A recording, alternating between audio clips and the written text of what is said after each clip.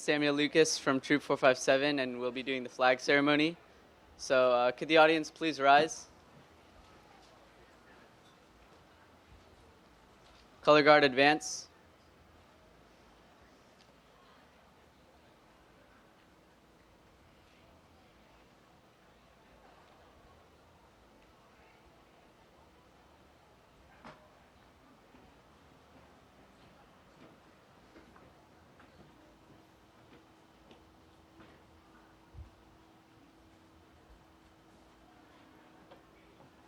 Color guard, prepare to post the colors. Audience salute. Please join me in the Pledge of Allegiance. I pledge allegiance to the flag of the United States of America and to the republic for which it stands, one nation, under God, indivisible, with liberty and justice for all. Color guard, post the colors. Color guard, salute. 2. Color guard, retreat.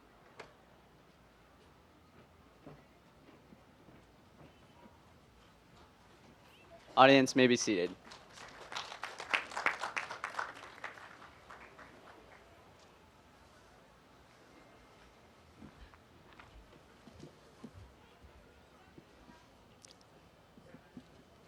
Thank you very much. Welcome and good morning to everyone that's here today. It's wonderful to see so many people enjoying this beautiful sunny day here in Sunnyvale. Looks like a lot of people are staying out of the sun. Before we get started, I want to thank the Boy Scout troop, Troop 457, that meets in Ortega Park and is chartered by the Good Samaritan Church. Through the Scouts BSA program, members of Troop 457 help the community by raising funds for food and service projects for local shelters, as well as a wide set of projects for our local schools. The Scouts are one of the multiple groups participating in our events today, celebrating the many facets of our diverse community. And in that spirit of diversity and inclusion, I want to also acknowledge that the city of Sunnyvale sits on the lands of the Ohlone people, who trace their ancestry through the local mission system. We remember their connection to this region and give thanks for the opportunity to live, work, learn, and pray on their traditional homeland. Let us take a moment of silence to pay respect to their elders and to all Ohlone people of past and present.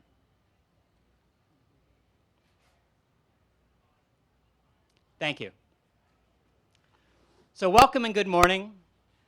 Before we get started, I also want to acknowledge a few people in the audience today. Let me get my list. First off, former elected council members. So, of course, Julia Miller, current El Camino Board Hospital and former mayor. Thank you. Former Mayor Melinda Hamilton, which I didn't see. Former Mayor Pat Buriter. Former Councilmember Tara Martin-Milius. Former Councilmember Jim Davis. And of course, former Mayor and current County Assessor Larry Stone. Ooh. There you go.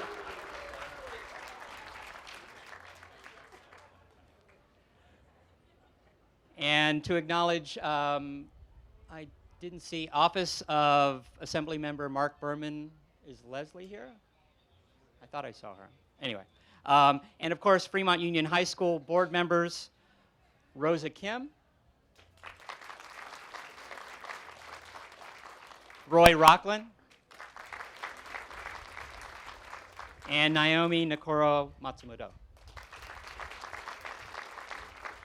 And from the Sunnyvale School Board members, Sunnyvale School District Board members, Michelle Maginot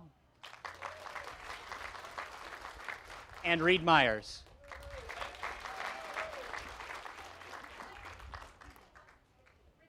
And Bridget Watson is finally here. Oh, thank you. If there are any other elected members, please stand up. And if I've missed anyone, doesn't look like it. I just also want to acknowledge the many boards and commission members that we have here. From the Planning Commission, Sue Harrison, Dave Simons, Danny Howard. From the Heritage Preservation Commission, Don Hopkins. From the Art Commission, Jeremy Gluckman, Donna Eckridge, Sue Harrison, Sue Cerrone, Susanna Vaughn. Parks and Rec Commission, Ralph Kenton. Sustainability Commission, Doug Coons, Bruce Patton, Crystal Wickham, Murali Srinivasan, Stephen Jeston. The Housing and Human Services Commission, Ken Hiramuth, BPAC, John Cordes, Richard Mellinger, and Building Code of Appeals, Greg McNutt. So please give them a round of applause. Without the effort, the advice, the commitment of our boards and commission members, our city council couldn't do their job. And so I really appreciate all the hours that they put in on the city's behalf and on council's behalf. And then, of course, the department directors. First up, of course, Kent Steffen, city manager.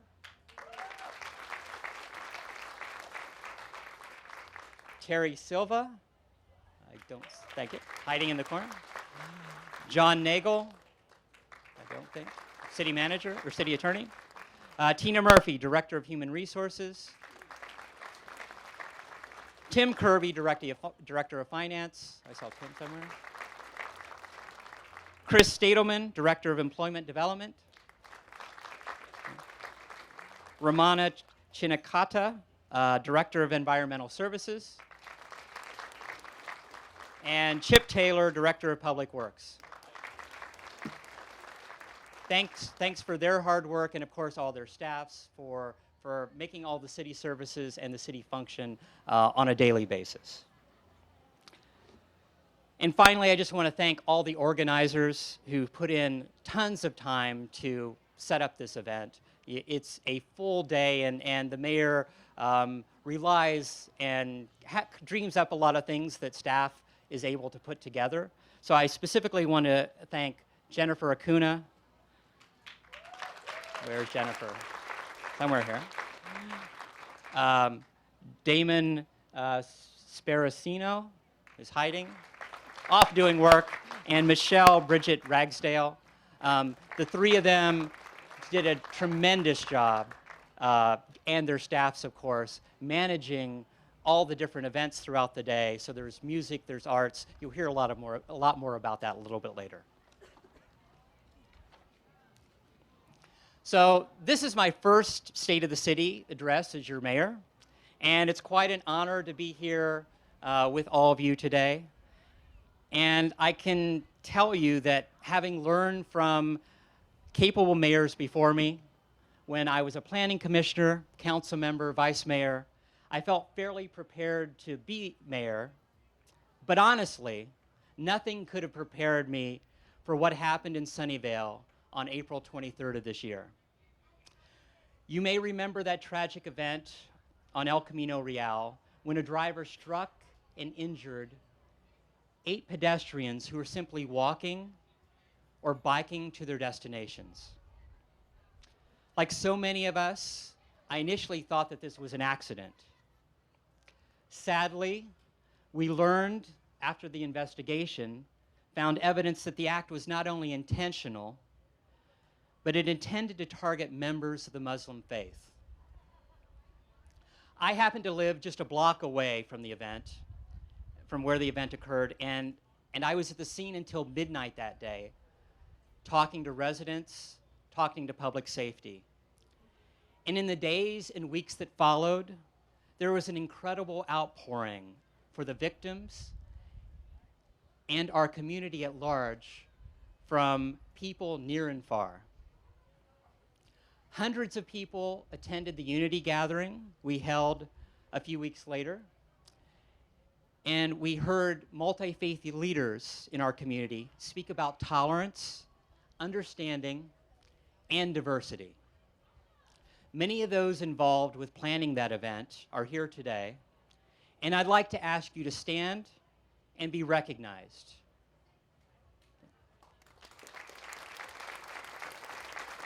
And there's several in the audience. It was a great event. It brought the community together. It was a positive response to such a tragic event. And I appreciate all of your hard work, all of staff's hard work. And Jackie Guzman is not here today. She's with her new baby. But I also want to thank her especially for the hard work that she put in managing the many requests and helping me and helping the city put up a fantastic event. On behalf of our entire community, I'm positive for this event bringing us together and uniting us, and I think we're a stronger community moving forward. Witnessing how Sunnyvale came together to condemn this type of bigotry and violence, and instead we embraced love and light, was easily one of my proudest moments on City Council. And fortunately, we have many other things to be proud about here in Sunnyvale as well. Among them is our continued leadership in climate action. We know addressing climate change is a race against time, and we've heard from many of our community who want to get and stay ahead as soon as we can. To that end, we adopted the Climate Action Plan in 2014, which helped us not only meet but exceed the state's 2020 greenhouse reduction targets 4 years earlier than required.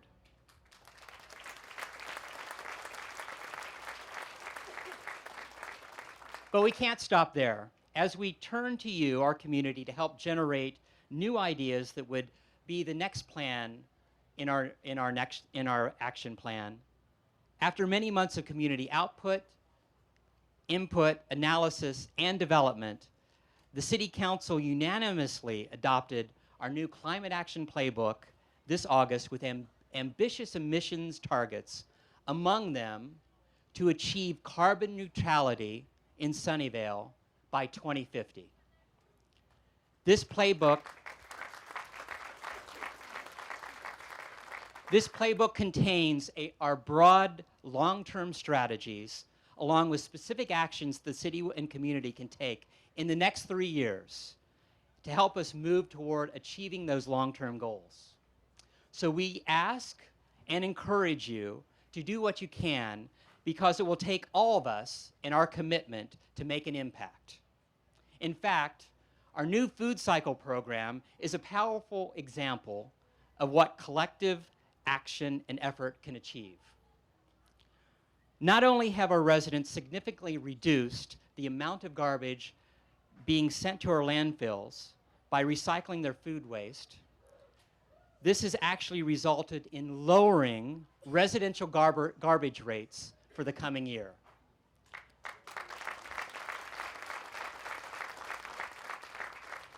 The city is also taking sustainability to heart with one of our most significant public works projects, modernizing the 26-acre Civic campus project. Just a few weeks ago, City Council approved the design and construction procurement for Phase 1, which includes a new city hall and addition onto public safety. Both buildings will be all electric, and the new city hall will be both net zero energy and certified LEED Platinum, which to our knowledge is the first city in California to have this achievement.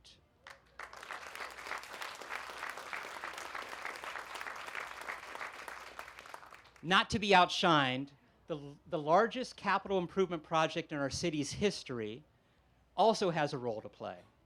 That is rebuilding our wastewater treatment plant. Our city staff operate this complex industrial facility around the clock to ensure we meet regulatory requirements and protect our bay waters. But this aging facility needs a little bit of an upgrade. By itself, this is an incredible feat because we are rebuilding while simultaneously keeping the plant running.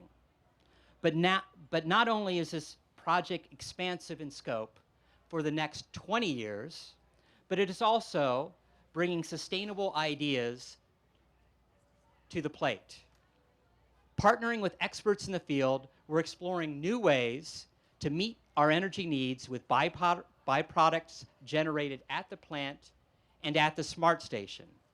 And we're evaluating options to improve our recycled water quality and studying advanced water purification options to augment our overall water supply. And just as important as our behind-the-scenes infrastructure, like the plant, is our transportation network that you see and use every day, whether you're walking, biking, driving, or using transit. It's a critical part of our community. And your city government is continually working to improve the quality, efficiency, and safety of that network. To help achieve that, we are now developing a comprehensive active transportation plan, which focuses on bicycles, pedestrian safety and circulation, and safe routes to schools. Through the active transportation plan, we will identify current needs and gaps within the city's bicycle and pedestrian network and propose improvements to make walking and biking more viable transportation options for everyone. And we're already putting specific improvements into place. For example, we just became one of the first cities in the Bay Area to reduce the speed limit at all public elementary and middle schools from 25 miles per hour to 15 miles per hour when children are present.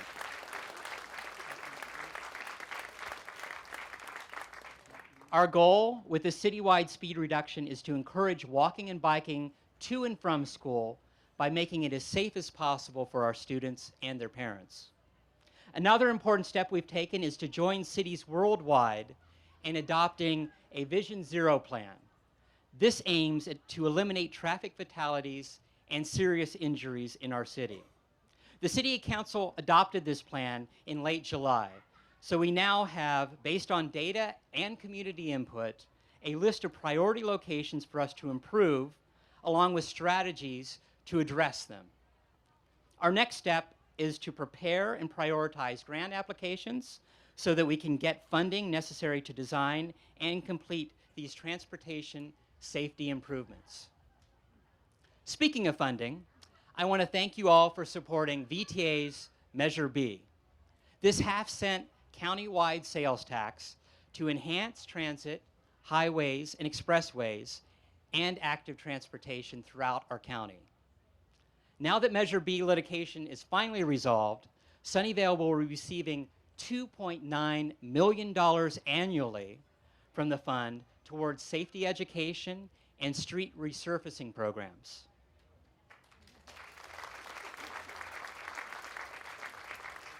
And another $17 million from Measure B, combined with city and SB1 funds, are being put towards our #1 transportation priority: restructuring and reconditioning the 101-237 Matilda interchange.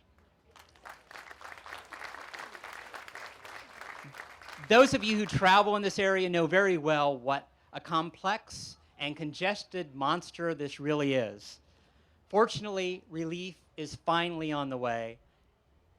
Construction work began in February and is progressing rapidly towards being complete next summer. So the $42 million infrastructure project is designed to reduce congestion and improve traffic on Matilda for all modes of transportation, including pedestrian, bicycle, and automotive transit. This includes modifying on and off ramps, improving traffic signals, and adding new left turn lanes. It also will provide better access to local destinations and major employment centers in Sunnyvale by widening Matilda to provide 3 lanes in each direction. And it will also add dedicated bike lanes, and continuous sidewalks along Matilda Avenue. And finally provides a new multi-purpose trail along Park Drive. Ultimately, we might finally see an end to the Matilda monster. Yeah. And as far as transportation and destinations, one of the main destinations is right here in Sunnyvale downtown. As you know, there are many wonderful events here throughout the year for all ages, and thanks to the Sunnyvale Downtown Association. And later this year, we'll be completing and adding a new attraction between a partnership among the city, Google, and STC, the developers of CityLine Sunnyvale. We'll have an outdoor ice skating rink opening Thanksgiving weekend and running, or should I say skating, through January of next year.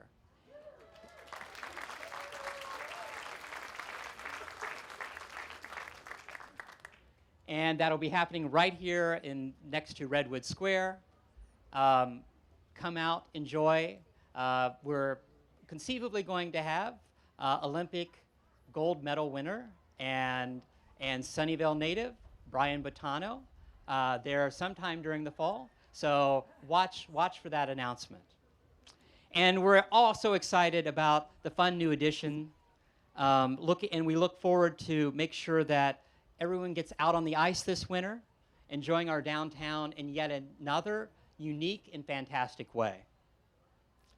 And when you're here for that, you'll also have a chance to see and be on a front row seat for the incredible progress being made in the CityLine Sunnyvale project. Looking around, it's not hard to appreciate how far we've come in just the last year. At the end of the new Murphy Avenue extension, construction continues right behind us on the future Whole Foods Market, the AMC Theater, and of course, the new public parking garage, which are all scheduled to open early next year. We're also excited to share that CityLine has signed leases for some of their first retail space with AT&T Wireless and 2 restaurants, Pacific Catch and Urban Plates. So all those will be coming along McKinley early next year. Please make sure that you're here for the grand openings. In addition, the city is currently reviewing construction drawings for another 75 apartments at Iowa and TAFE, with 12.5% of them designated as below market rate units for low-income households.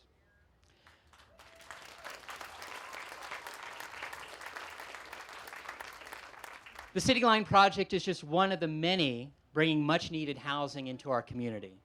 Affordable housing continues to be a significant challenge facing local government and our communities overall. And I'm very proud to say Sunnyvale remains a leader in this area. One of the biggest influences the city has is through our general plan and zoning policies. These ensure we enable a diverse mix of housing to be built, particularly near public transit and employment areas. We're currently in the process of studying the potential for adding housing in several other major planning districts, including El Camino Real, Lawrence Station, downtown, and possibly even Moffett Park. And these studies will all include an evaluation of adequate infrastructure and services to go along with that housing. Back in 2017, we also revised regulations making it easier for people to build in-law or granny units on their properties. And the results are in. Compared to building permits for ADUs built in 2017, we almost tripled that number in 2018. And right now we're on the track of quadrupling that number in 2019.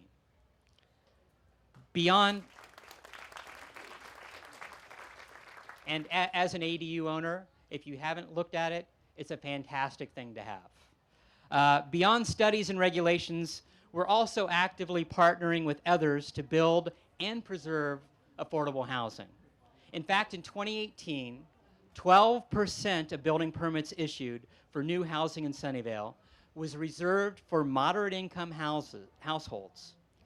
And we have several hundred new affordable rental and ownership units in the pipeline for construction over the next few years.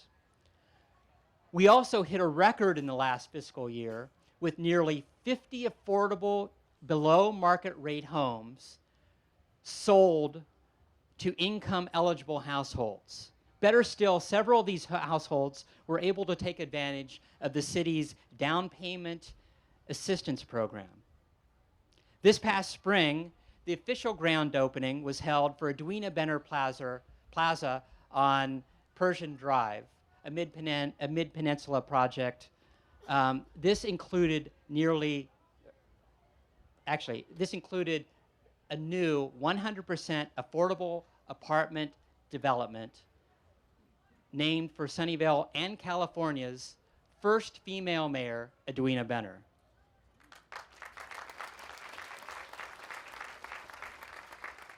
This mid-pen project development was supported by $8 million in local housing mitigation funds and federal grant funds, and all 66 units are now home to formerly homeless and low-income households.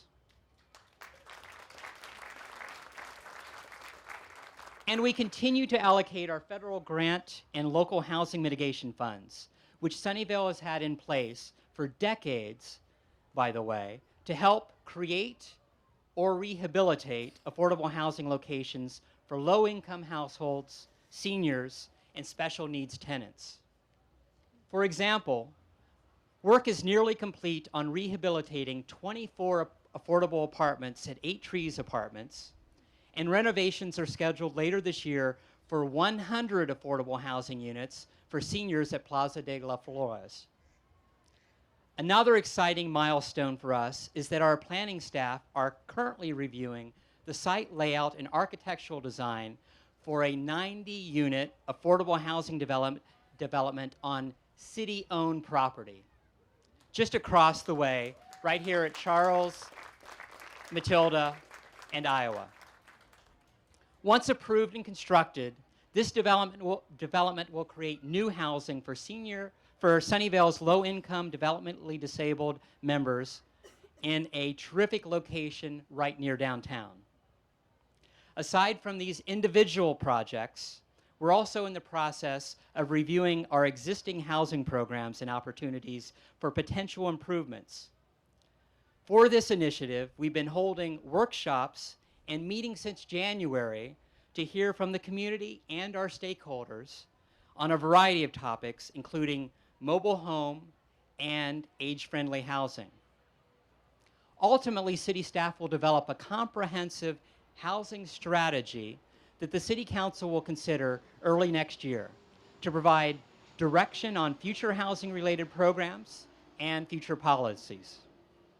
In the meantime, however, we're continuing to explore changes designed to increase the affordable housing supply right here in Sunnyvale. Just next week, in fact, City Council will be considering a new rental inclusionary housing program that could set aside 15% of new apartments for low and very low income renters here in Sunnyvale.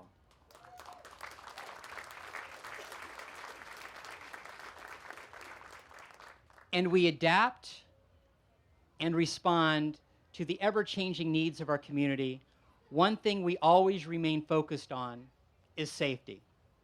And for the 4th year in a row, Sunnyvale has been ranked the safest city in America.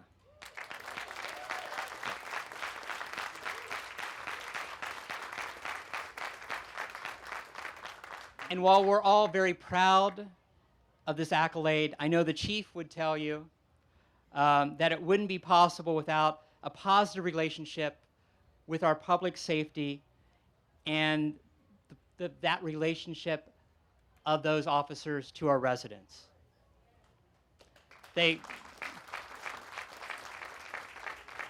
They work hard every day and are visible and engaged with our community. Last fall, they did that collaboratively with 5 other cities and the county by hosting the first ever North County gun buyback program. By offering the community a safe and anonymous way to dispose of unwanted firearms, we collected almost 600 of them in just a few hours.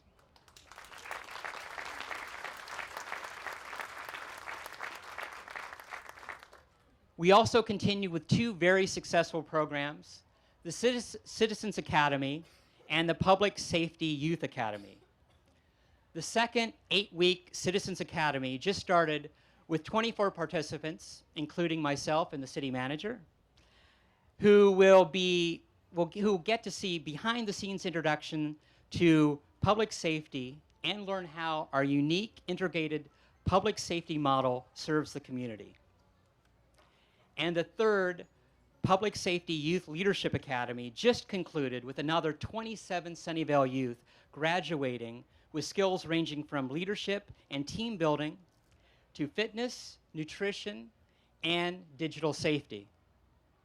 It is truly amazing to see these remarkable young leaders challenge themselves and be pushed out of their comfort zones and gain the confidence necessary to reach their goals.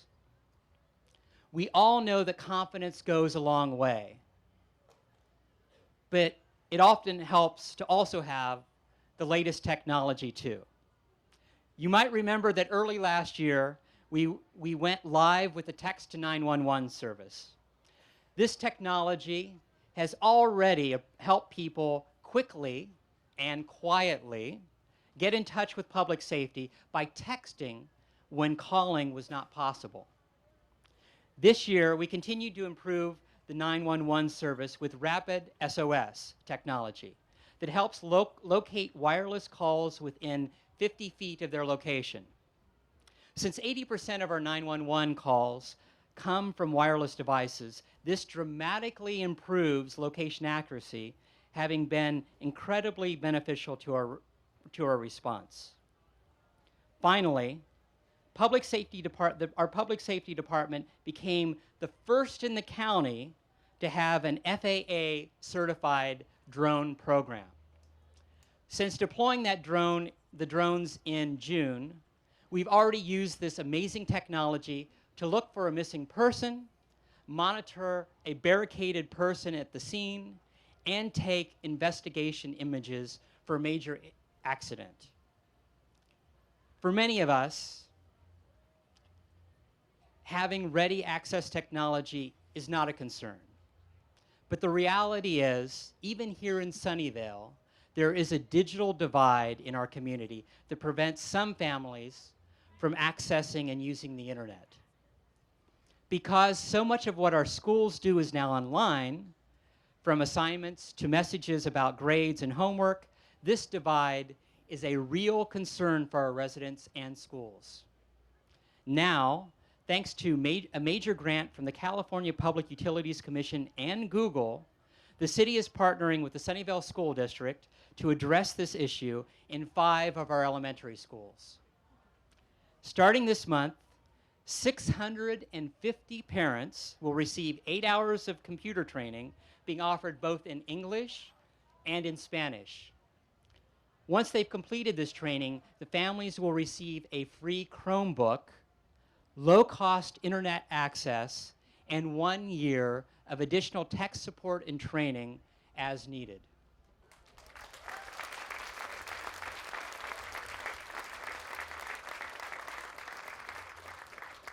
This is an incredible partnership that should go a long way towards helping to close that technological gap and give our students the best shot at success in school. Of course, we really need to balance all that schoolwork with play, right? Which is why we're also looking forward to the results of major renovations at Fair Oaks Park and the Washington Community Swim Center.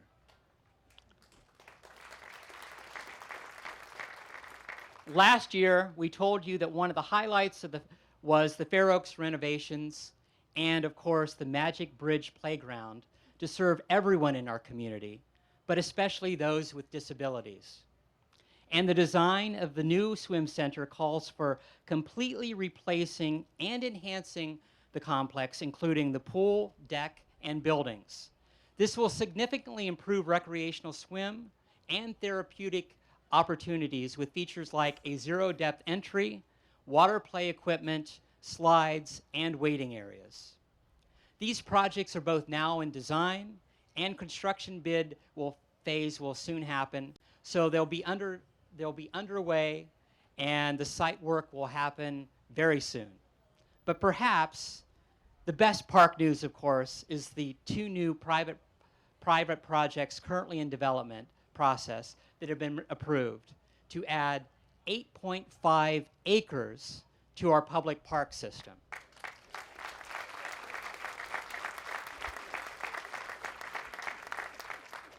The first is a 2-acre public park that is part of the housing development on the former Corn Palace property west of Lawrence Expressway.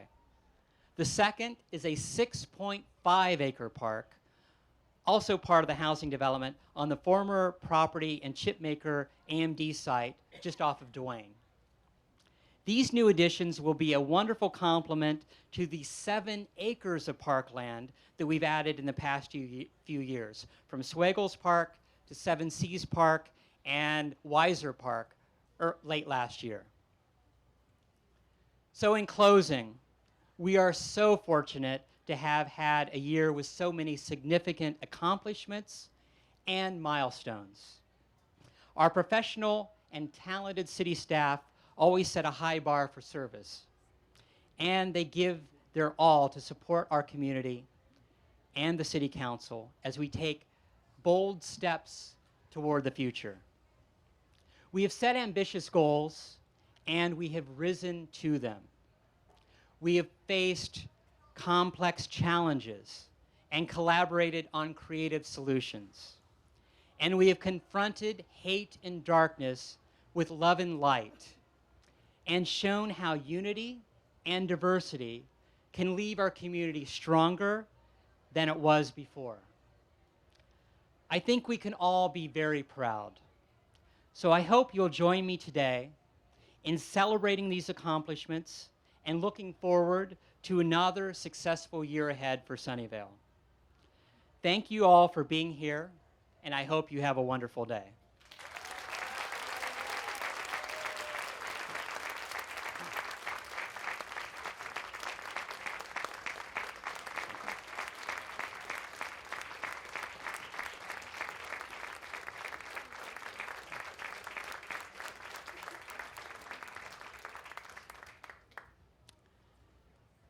So now let's move on to a very special part of today's program, the Community Awards presentation.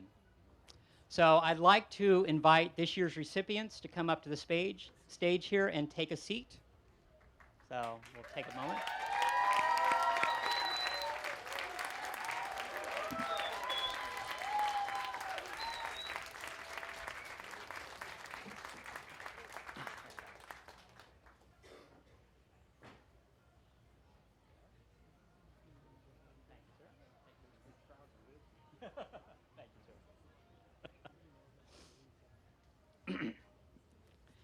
Recognizing and honoring the people who make our community a special place has been a Sunnyvale tradition for almost 40 years.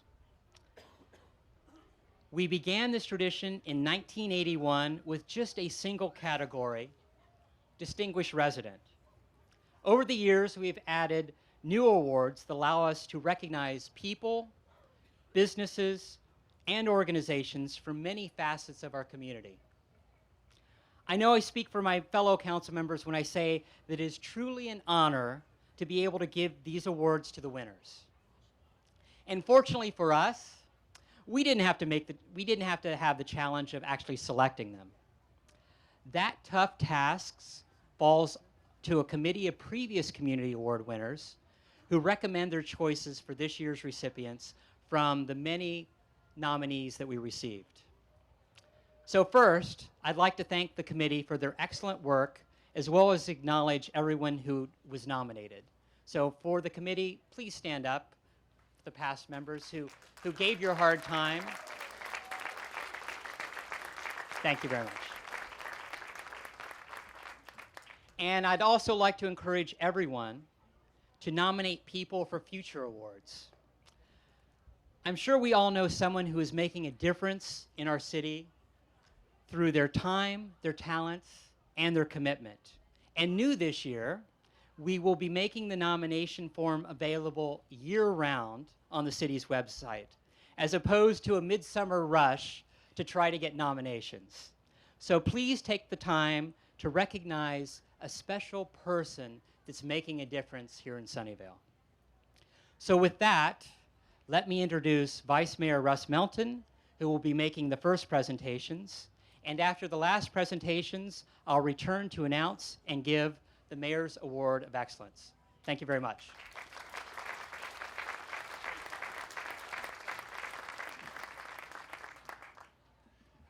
Well, so good morning, everybody.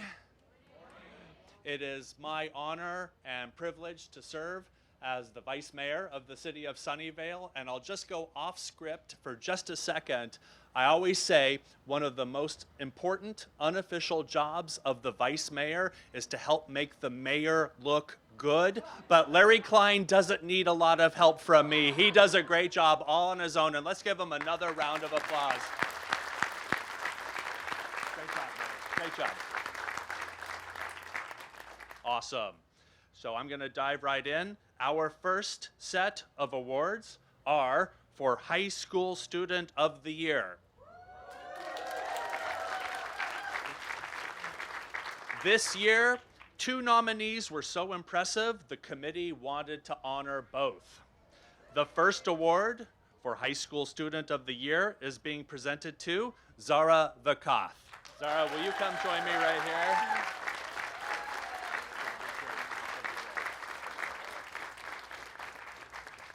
A senior at Harker School, Zara's accomplishments go far beyond her stellar performance in academics.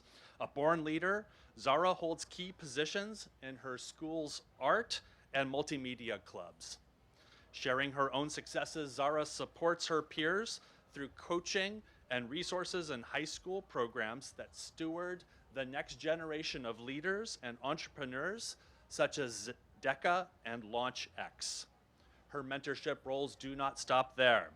Zara also tutors her peers and younger classmates in English, math, and Spanish, and uses her mastery as a 3rd-degree Taekwondo black belt to teach budding martial artists and lead summer camps.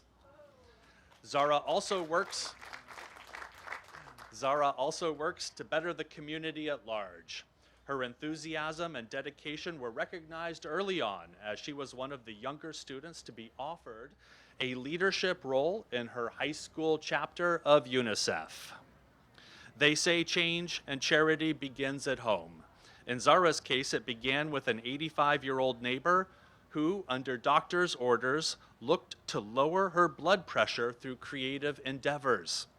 Zara, a passionate and accomplished artist, volunteered to teach the neighbor to paint. Through brush strokes came joy, and with that joy came, as the doctor put it, the heart of an 18-year-old. This transformation sparked Zara's curiosity about the therapeutic power of art.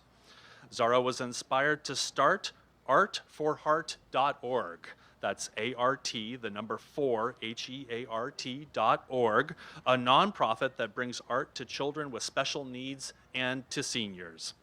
Drawing upon operational insight learned at a summer internship with Silicon Valley Red Cross, Zara hit the ground running, setting up partnerships with a number of organizations to host Say It With Art workshops at locations all over the Bay Area and even internationally. One local event, a collaboration with the Senior Inclusion Participation Project, brought together 100 seniors and 20 volunteers for a day of creative workshops ranging from songwriting to bookbinding. The seniors praised Zara's efforts, and many said the day made them feel like a kid again. For her leadership, creativity, and community spirit, I am pleased to present Zara Vakath with the award for High School Student of the Year. Awesome.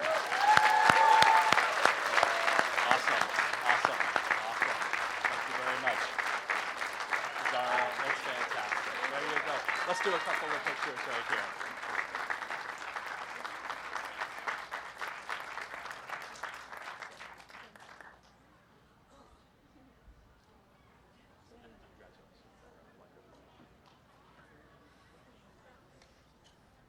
Our next award for High School Student of the Year is being presented to Kaushik Toda.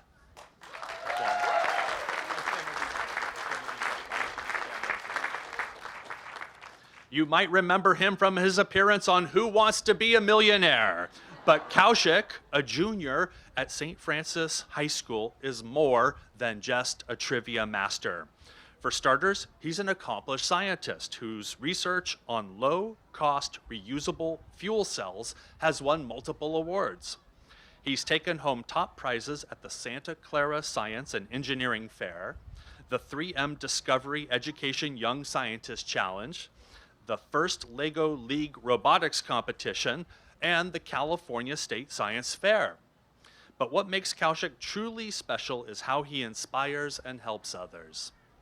Before high school, he created Cupertino Middle School's Science Bowl team. Cupertino Middle School, go Bears. And then, in his freshman year at St. Francis, he co-founded his school's first Science Olympiad team, using his experience in science competitions to help his fellow students work together and win titles. But beyond these competitions, Kaushik has a real love and enthusiasm for education. He founded Science and Robotics, a nonprofit organization that conducts fun, free workshops for children to learn more about science, technology, engineering, and math. Over 100 children have learned about science, robotics, coding, electronics, and more through a variety of hands-on activities. For one example, one class teaches children about alternative energy sources and has students generating their own clean electricity using turbines and solar panels. However, Kaushik's passion for the environment doesn't end in the classroom. Kaushik also works on progressive public policy to help combat climate change as a member of Sunnyvale's Youth Public Policy Institute, which Councilmember Nancy Smith helps sponsor. Through his leadership, Kaushik has mobilized his students and peers to engage with the community. His plan to create a climate youth ambassadors was chosen as a top idea for Sunnyvale's climate playbook, and many of his peers have joined on, spending their own time to spread awareness about climate action and environmentalism at local schools and events. For his accomplishments in science, his dedication to STEM education and the environment, and his ability to inspire youth in his community, I am pleased to present Kaushik Toda with the award for High School Student of the Year. Congratulations. Kaushik, this is for you. It's really fantastic. Let's step over here and do some pictures.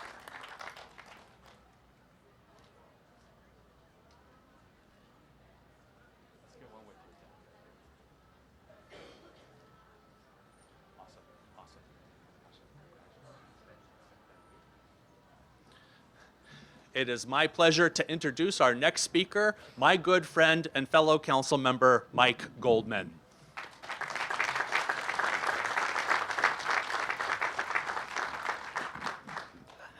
Good morning, dear people.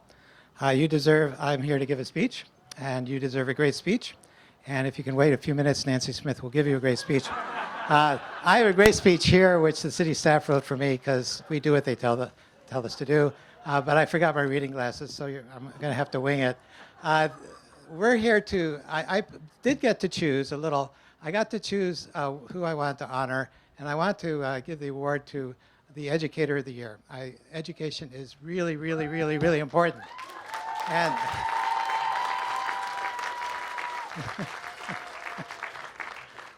I guess someone agrees with me. Um, I'm happily married. I'm not sure my wife is, but you can't have everything. And we have two wonderful boys. And I tell you, going through middle school, was a challenge. A number of times, I got the call from the school. And I go like, okay, I'll talk to him. And so I particularly pleased to present the award to Mary Grace Votron, if she can come up, please.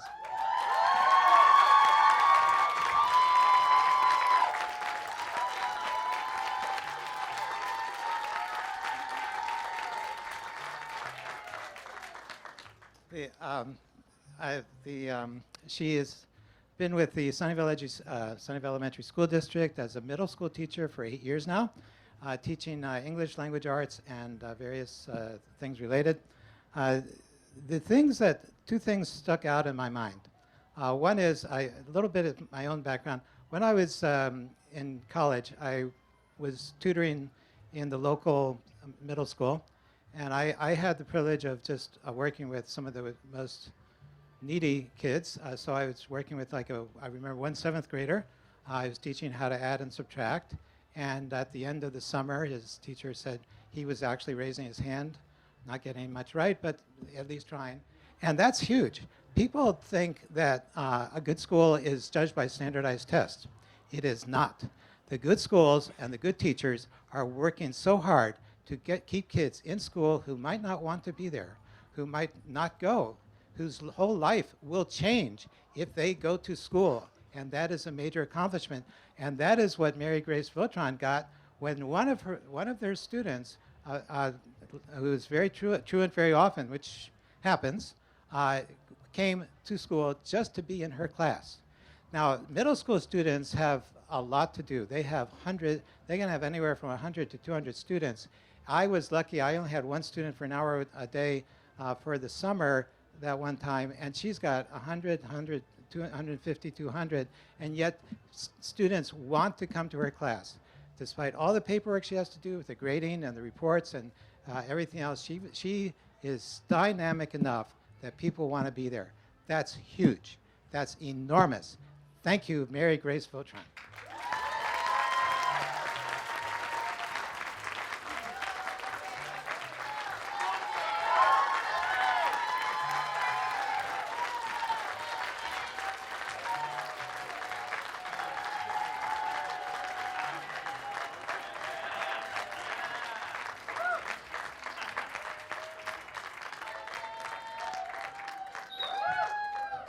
Okay, clearly people like her. It's a tough act to follow, but Nancy Smith gets to present the next one, a good friend and a colleague.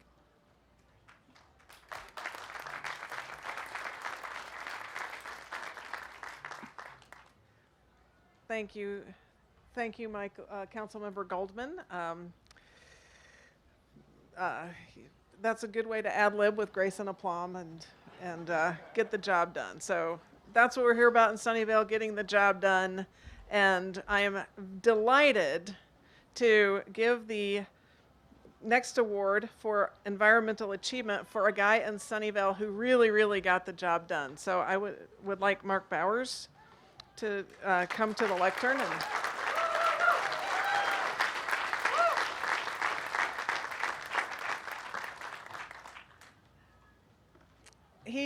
Mark is being awarded the Environmental Achievement Award, and well-deservedly, for 40. I'm sorry to say that I did not recycle my medical equipment, because some of you may have followed my history, and I broke another bone, but I could not reuse my previous boots, so I had to get a new one. Sorry, Mark.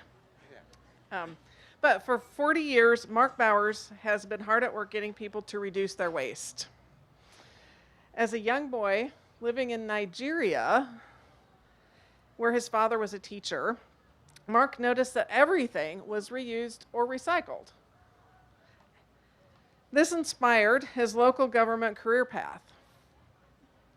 First, he was a solid waste program manager for the city of Mountain View, and then with the city of Sunnyvale. And finally, he served as the city's solid waste programs division manager. He's leaving behind a legacy of waste reduction work, and he retired this year after 29 years of service with the city of Sunnyvale.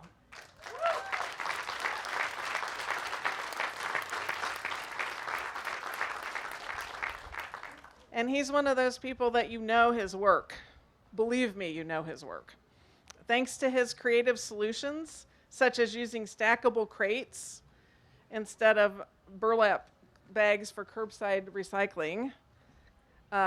He supported backyard composting workshops, which who remembers both of those? I do.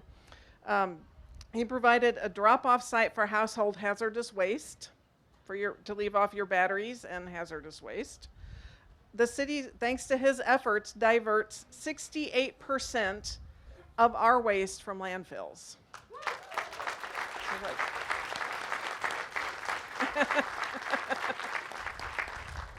These programs are not only good for the environment, they're also good for your wallet. In 1927, Mark helped expand the city's food scraps program, which the mayor stole my thunder a little bit earlier, but here's the guy who helped make it happen. Our food scraps collection program includes residents as part of the city's zero waste plan. And collectively, we are now reducing our waste going to landfills by 20% citywide. And just with that reduction, the Sunnyvale residents saw a reduction in their garbage bill to go along with that, at 20%. Mark has been clearly a knowledgeable resource and an important resource for the environmental community at large. He has advised critical environmental legislation at the state level and on numerous boards and committees, such as the California Zagitz Waste, the Santa Clara County Technical Advisory Committee, and Northern California's Solid Waste Association of North America. He has been a mentor to his colleagues and county-wide. When seeking advice on solid waste matters, Mark is their first call. Mark has also educated and informed at classes and conferences, inspiring the next generation of environmental services professionals. His insightfulness and approachability go far in helping people understand complex recycling issues. For his unwavering advocacy for the earth, his leadership and vision, and his decades of service to Sunnyvale and beyond, I am pleased to present Mark Bowers with the Environmental Achievement Award.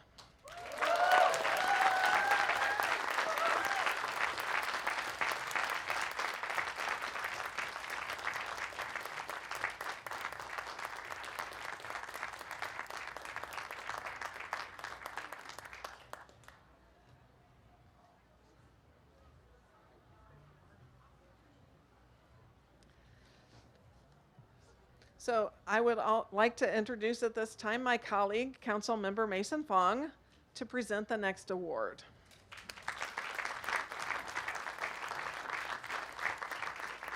So actually, we're just going to go to lunch now. You all can go support Sunnyvale businesses after this. No, just kidding. But I'm your rookie council member, newly elected, and it's a pleasure and honor to serve here and be able to recognize a Business of the Year, a tech startup in Piontech Industries. No, I just kidding. He actually created Bay Area Furniture Bank. And a lot of times you don't hear about these success stories that are startups for social service problems, like housing and homelessness. As a veteran, Ray actually learned a lot at Moffett Park, and he actually has been a resident since 1969 in the Valley. He's also, this is the part where you can boo or chant. He's a 49ers fan, he's a Giants fan, and he's a Warriors fan. If you booed, I'm also those fans, so you can go to a game without me. But, you know, really, Ray, it all started with a couch on the side of the road, something many of us would drive past without a second thought. But to Ray, founder of Bay Area Furniture Bank, that couch was the start of something so much more. Ray picked up the couch, still in excellent condition, and took it home. He decided to find a family in need to give it to. This simple act was the beginning of the Bay Area Furniture Bank, a nonprofit that would go on to provide furniture to over 650 families facing hardship, helping them turn an empty space into a home.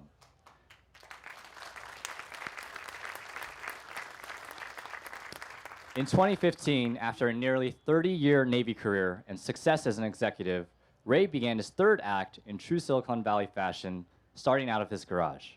The Bay Area Furniture Bank rapidly outgrew this space. Working with home design and staging companies, local hotels, and other places with turnover of gently used furniture, Ray expanded his inventory.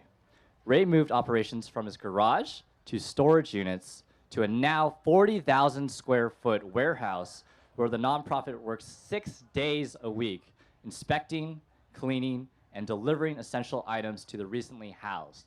And for those who don't know, he actually only has 2 full-time staff, himself and our own Valerie Suarez. Thank you to both of them.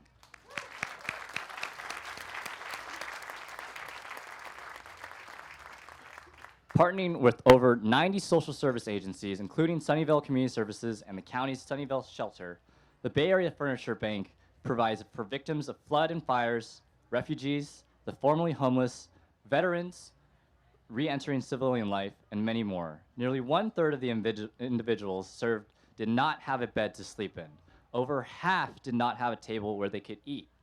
Without an agency like Bay Area Furniture Bank, says Alejandra Cortez, a case manager at a local shelter, the families I assist transitioning from homelessness to being housed would be in an empty apartment for months. The Bay Area Furniture Bank offers so much more furnishings.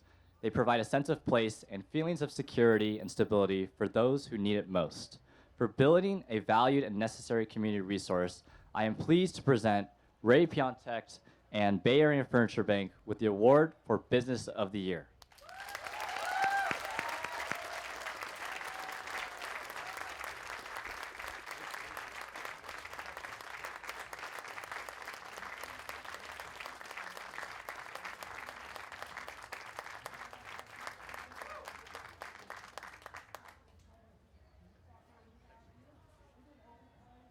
And now it's my privilege and honor to introduce our own council member, Glenn Hendricks, who will present the contribution to the Arts Award.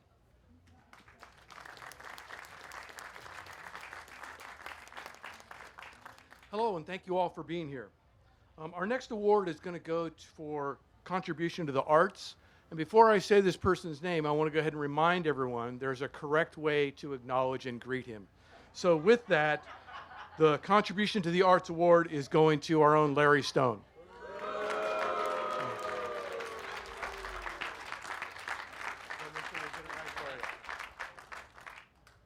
Well, most of you know Larry Stone is our county assessor. He has also been a champion of the arts in the local community for the last 40 years. After co-founding the Arts Council of Santa Clara, Larry served for 18 years as a board member. And under his guidance, the Art Council, now known as Silicon Valley Creates, has awarded grants to organizations from emerging ethnic communities, including Los Lupeños de San Jose, Abenilla Dance Company of San Jose, and Makla, and many more. Larry secured a permanent home in the city of Sunnyvale for the annual Hands on the Arts Festival, a multicultural arts festival that has introduced thousands of local children to painting, sculpture, music, and dance workshops for almost 35 years. Yeah, we can clap for that.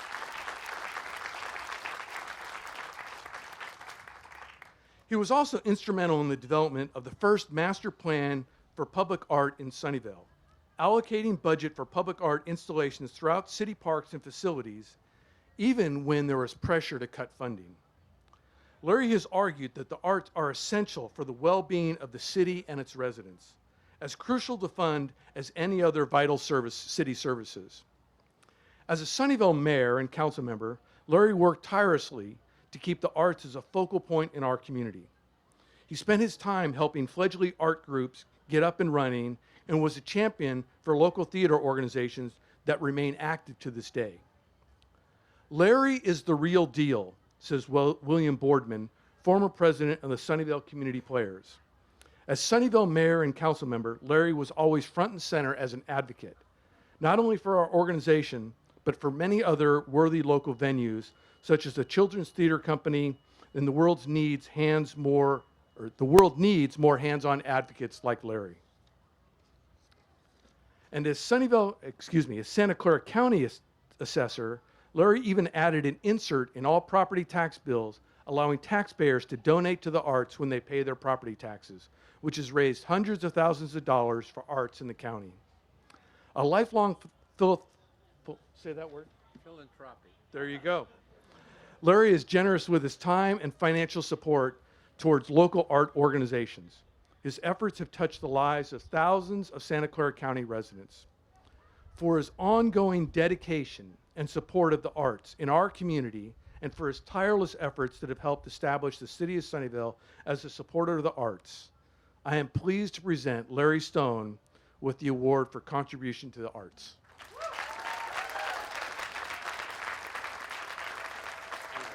Thank you very much.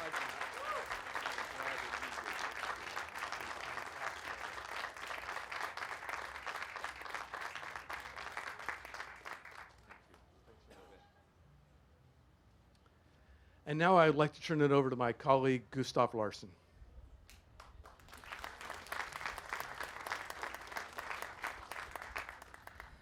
Our next award is for Distinguished Resident of the Year, which is being presented to Dr. Benjamin Picard.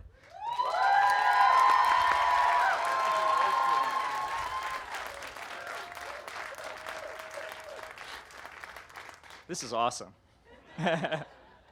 Since starting his career as an educator nearly 50 years ago, Dr. Picard has believed that children in school need more than just great academics. And I'll just point out at this point how many of our awardees are educators or students today, and it shows just how important education is to Sunnyvale.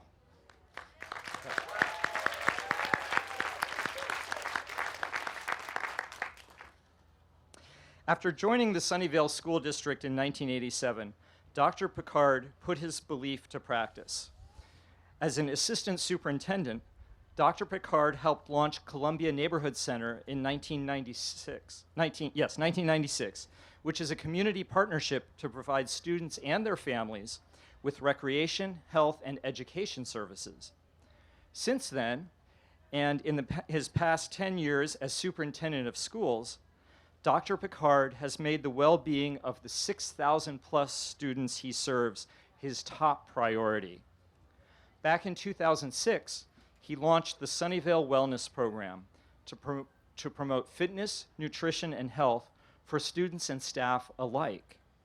And in 2012, he started Our Kids, Our Community in partnership with the Sunnyvale Rotary Club and Sunnyvale Community Services to ensure that no kid goes hungry over the summer break. That's such an important program.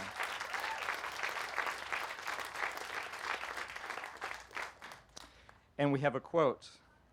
Quote, "When I tell my friends what the district does to help kids," says Mary Bradley, a fellow Rotarian, "they are astounded because their districts don't have any of that. It is all due to Ben's understanding of the whole child and what it takes to nurture them." But for Dr. Picard, it's not just about physical education, but about respect, empathy, kindness, and acceptance. He supported Lakewood Elementary School's cutting-edge Tech EQ program, which combines students' technological fluency with emotional intelligence, resilience, and compassion. Through innovative partnerships with local organizations such as the Community Health Awareness Council, Dr. Picard has helped bring mental health services to the students, parents, and staff of the district. Nearly 3 years ago, he declared Sunnyvale School District a sanctuary district, protecting undocumented families.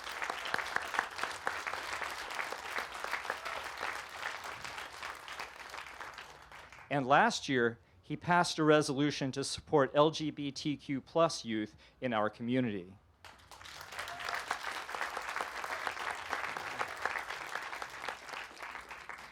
His commitment to improving the city is also reflected in his community involvement, from his work with local service clubs and nonprofit organizations, to his service on the boards of the Palo Alto Medical Foundation, the Sunnyvale Chamber of Commerce, and the Northwest YMCA. Dr. Picard's work goes beyond his official role as an educator, says Sunnyvale Public Safety Chief Fawn No. He is involved in many causes that enrich our Sunnyvale community. He is a role model for all Sunnyvale residents. For his pledge to the well-being of our community and every one of its members, and for his efforts to ensure the district's children remain healthy, confident, and ready to learn, I am so pleased and honored to present Dr. Benjamin Picard with the award for the Distinguished Resident of the Year.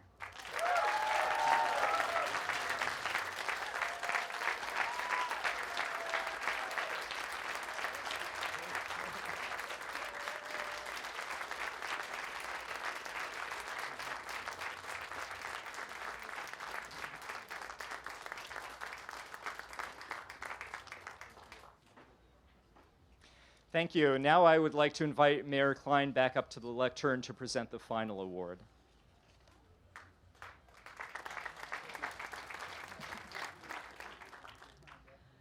Our next award is for the Mayor's Award of Excellence, which this year is being presented to Animal Assisted Happiness. Vicki, Peter. Actually, come to the other side. It's fine. Just we do everything. Cool. There you go. Whatever you want. Whatever you want.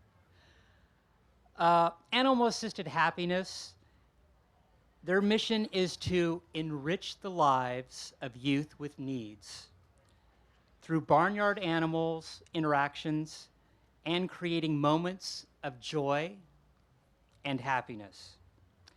They provide barnyard buddies, including pigs and chickens and sheep and so many more, so children and their family members can experience the smiles that only animals can bring. Animal Assisted Happiness first started in Vicki and Peter's backyard in Los Altos in 2009. Animal Assisted Happiness was founded to not only create smiles for youth with needs, but also create lifelong givers and volunteers. And through the vocational education program, children with physical, mental, and emotional special needs can also learn vocational skill training to do with animal care as volunteers at the farm. And through the vocational educational program, that kids learn a vocation and make a difference. From their backyard, Animal Assisted Happiness moved to Gilroy to create more smiles with their barnyard buddies and youth volunteers. In 2015, Animal Assisted Happiness moved to Sunnyvale's Full Circle Farm at Peterson School, which is where I first met Vicki and Peter and their group of volunteers when I was on the board of Sunnyvale Community Gardens. And of course, I met their wonderful menagerie of animals, from pigs to chickens to rabbits to sheep to donkeys to even alpaca. Once in Sunnyvale, their volunteers exponentially increased as their mobile barnyard visits to local schools increased dramatically too. And then the idea came to move from Peterson School site in the middle of a residential neighborhood to Baylands Park. After community outreach, the Sunnyvale City Council approved a new home for Animal Assisted Happiness at Baylands.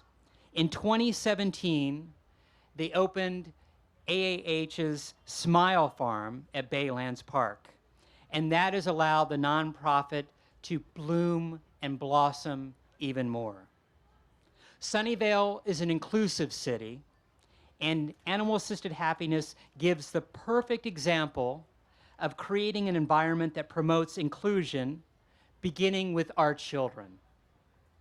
And the Smile Farm has become an amazing wonderland of whimsy. The Youth Volunteer Program has projects that continue to create childlike feel at the farm.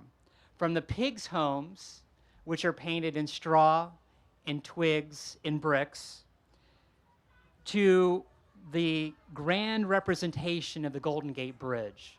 It's an amazing sight to see. The site is awash with amazing colors and happy images. And of course, there are so many amazing animals there. I always remember my visits to see Dylan and Johnny Cash, the 2 alpaca, and Lollipop, the miniature horse, which is always wants petting and has been an inspiration for so many children. And this year, I even got to witness the sheep getting sheared during the beginning of the summer. I've created a lot of good memories there, and I've enjoyed a lot of smiles. I hope you all get a chance to visit during their next open house, or even better yet, their evening at the Barnyard event at October 6th. Meet and interact with the pigs, the goats, the sheep, the alpaca. Let that visit bring a smile to your face. Their vision is for creating 1 million smiles, and they are well on their way of that goal between the Smile Farm and their barnyard mobile visits. So for their pledge and for their success in creating smiles for youth in need for more than 10 years now, for their creation of a fantastic group of volunteers and programs, for spreading joy throughout Sunnyvale and the Bay Area, I am pleased to present Animal Assisted Happiness and their amazing team of leaders and volunteers, and of course the animals themselves, with the award for Mayor's Award of Excellence for 2019. Thank you very much.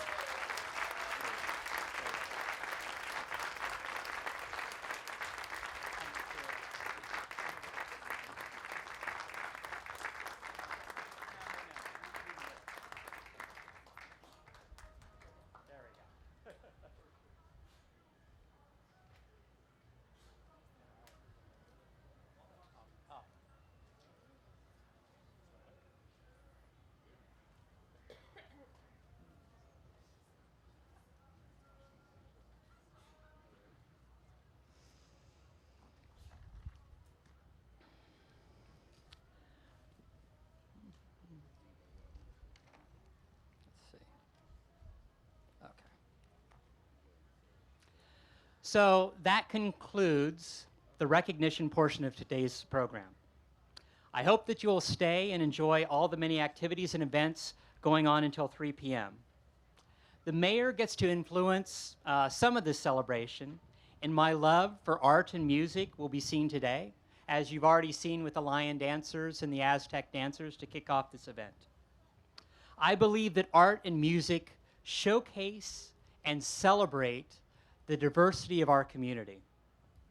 And this year, we wanted to not only just feature performers, but also give you an opportunity to actively participate. So we have 2 stages, this main stage for a variety of performances hosted by Mosaic of Silicon Valley, such as lion dancers, Indian expressions, the Chung Tai Zen Center of Sunnyvale, African drums, and more. And a second community stage where you can interact with performers and learn more about their art and culture.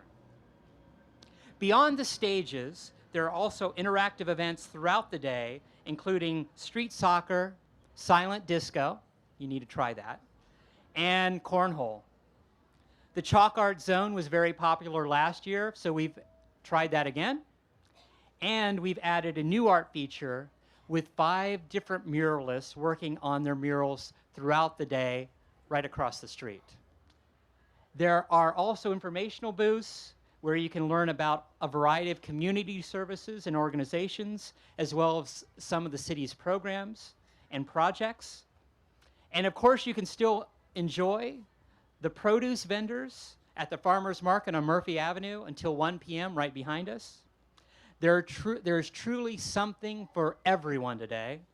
So thank you very much for being here, and enjoy that day. Thank you.